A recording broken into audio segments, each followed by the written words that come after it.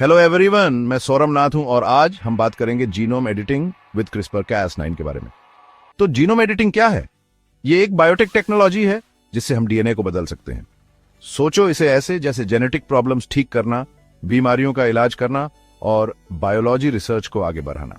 अब CRISPR-Cas9 के बारे में थोड़ा और जानते हैं। CRISPR का मतलब है clustered regularly interspaced short palindromic repeats और Cas9 एक CRISPR एसोसिएटेड प्रोटीन 9 है। ये एक नया जीन एडिटिंग टूल है जिससे साइंटिस्ट डीएनए के किसी भी हिस्से को बहुत ही एक्यूरेटली काट और बदल सकते हैं। लेकिन CRISPR-Cas9 काम कैसे करता है? ये असल में बैक्टीरिया से इंस्पायर्ड है। बैक्टीरिया में CRISPR सिस्टम वायरल डीएनए को पहचानता है और खत्म करता है। साइंटिस्ट्स ने इसी नेचुरल प्रोसेस को जीनोम एडिटिंग के लिए यूज किया है। ये रहे इसके स्टेप्स। 1. सबसे पहले एक गाइड आरएनए जीएनए बनाया जाता है।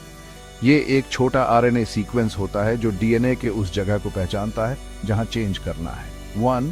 फिर Cas9 प्रोटीन आता है। ये एक मॉलिक्यूलर कैंची की तरह काम करता है और जीआरएनए की मदद से डीएनए को सही जगह पर काट देता है। 1. आखिर में डीएनए रिपेयर होता है।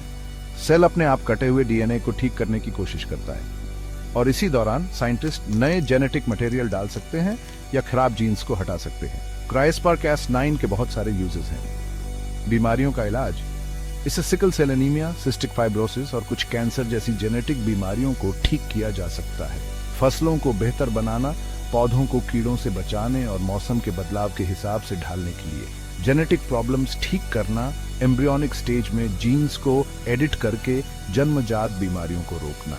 बैक्टीरिया और वायरस की स्टडी, रिसर्चर्स CRISPR का यूज बैक्टीरिया और वायरस के जीनोम को समझने के लिए करते हैं। बायोफार्मास्यूटिकल्स, इंसुलिन और दूसरी जरूरी दवाइयां बनाने के लिए CRISPR-Cas9 के फायदे साफ हैं। ये दूसरे जीन एडिटिंग तरीकों से जल्दी और अच्छे से काम करता है। ये बहुत एक्यूरेट है और सही डीएनए सीक्वेंस पर ही काम करता है।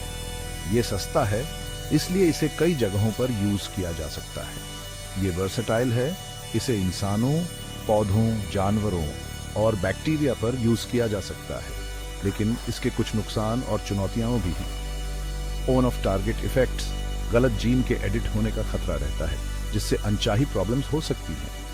एथिकल कंसर्न्स, ह्यूमन एम्ब्रियो को एडिट करना मोरालिटी के हिसाब से सही नहीं है। लॉन्ग टर्म इफेक्ट्स मालूम नहीं, हमें अभी CRISPR-Cas9 के पूरे लॉन्ग टर्म इफेक्ट्स नहीं पता है। आखिर में CRISPR-Cas9 मॉडर्न बायोटेक्नोलॉजी में एक रेवोल्यूशनरी टूल है जिससे मेडिसिन, एग्रीकल्चर और रिसर्च में बहुत कुछ किया जा सकता है। लेकिन इसे जिम्मेदारी से यूज करना जरूरी है, एथिक्स और सेफ्टी का ध्यान रखते हुए।